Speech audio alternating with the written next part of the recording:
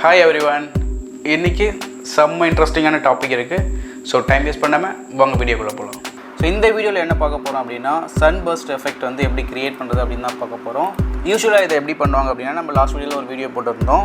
So மேலே ஐகார்டில் அந்த video link இருக்குது, அப்படி தான் பண்ணுவாங்க. பட் இப்போது இதை ஈஸியாக ரொம்ப சிம்பிளாக பண்ணுற மாதிரி உங்களுக்கு நான் சொல்லித்தர போகிறேன். ஸோ இந்த எஃபெக்டை கொண்டு வரணும் அப்படின்னா, பேசிக்காக இல்லுஸ்ட்ரேட்டரில் ஸ்ட்ரோக்குன்னு ஒரு ஆப்ஷன் இருக்கும், அதை கற்றுக்குங்க. ஃபார் எக்ஸாம்பிள், இந்த பென் டூலில் வந்து ஒரு சின்ன லைன் ட்ரா பண்ணுறேன். இப்போது இந்த ஸ்ட்ரோக் ஆப்ஷன் போயிடுங்க. இங்கே போயிட்டீங்க அப்படின்னா இந்த லைனுடைய ஸ்டைலை வந்து நம்மளால் மாற்ற முடியும்.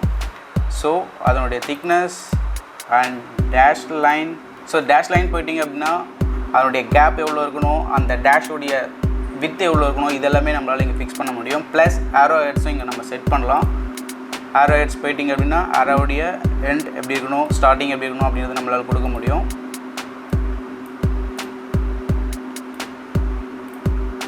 ஸோ தென் இது வந்து அதனுடைய ஸ்டைல், இதையும் நம்ம மாற்றலாம். ஸோ இதான் என்னுடைய பேசிக் செட்டிங். இதை வச்சு தான் நம்ம சன்பர்ஸ்ட் எஃபெக்ட் வந்து கொண்டு வர போகிறோம். ஸோ சிம்பிள், எல்லாத்தையும் நான் டெலீட் பண்ணிட்டு ஒரு சர்க்கிள் க்ரியேட் பண்ணுறேன். டிஃபால்ட்டாக அவனுடைய கலர் ஸ்ட்ரோக் கலர் வச்சுக்கிறேன். லேட்டராக நம்ம என்ன கலர் வேணுமோ சேஞ்ச் பண்ணிக்கலாம். ஸோ சர்க்கிள் க்ரியேட் பண்ணிட்டு as usual டேஷ் லைனை வந்து நான் ஆன் பண்ணுறேன். இப்போது உங்களுக்கு அந்த லைனுடைய திக்னஸ் எவ்வளோ பாயிண்ட்ஸ் வேணுமோ யூஸ் பண்ணிங்க. யூஸ் பண்ணிட்டு இப்போ அதனுடைய விட்த் இன்க்ரீஸ் பண்ணி பாருங்கள். எஸ், 14 பாயிண்ட்ஸில் இருக்குது. எஸ். ஸோ நம்ம வேல்யூஸ் சேஞ்ச் பண்ண கொஞ்சம் கொஞ்சமாக நமக்கு அந்த ஷேப் கிடைக்குது. நான் வந்து இப்போ 200 பாயிண்ட்ஸ் வந்து ஸ்ட்ரோக் சைஸ் கொடுக்குறேன். எஸ், ரிசல்ட் நல்லாவே இருக்குது. 300 பாயிண்ட்ஸ் கொடுக்குறேன். எஸ்.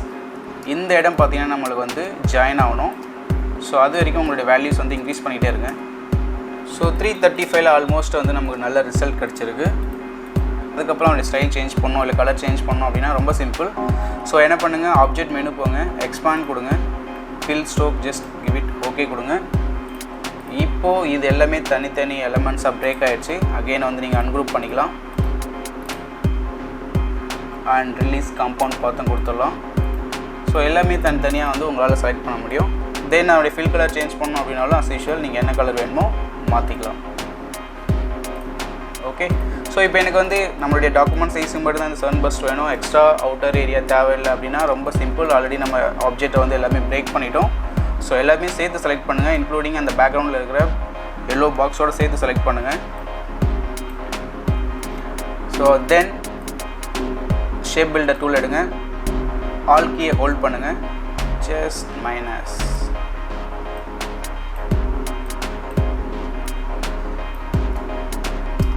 அவ்வளோதான், ரொம்ப சிம்பிள். இதுக்கப்புறம் அகைன் நீங்கள் கலர் சேஞ்ச் பண்ணணும், இல்லை ஸ்டைல் மாற்றணும் அப்படின்னாலும் தென் ஏதாவது ஒரு கலரை பிக் பண்ணிக்கலாம். மேஜிக் வாண்ட் எடுத்து கிளிக் பண்ணிங்க அப்படின்னா அந்த என்டையர் கலரும் செலக்ட் ஆகிடும். அகெயின் வேறு கலர் மாற்றணும் அப்படின்னாலும் எஸ், ஆப்வியஸ்லி உங்களால் மாற்ற முடியும். ஆர் எனக்கு அதில் சின்ன ஸ்டைல்ஸ் கொண்டு வரணும் அப்படின்னாலும் தென் நீங்கள் எஃபெக்ட்ஸ் போகலாம். இதிலேருந்து எந்த எஃபெக்ட்ஸ் வேணுமாலும் நம்ம யூஸ் பண்ண முடியும்.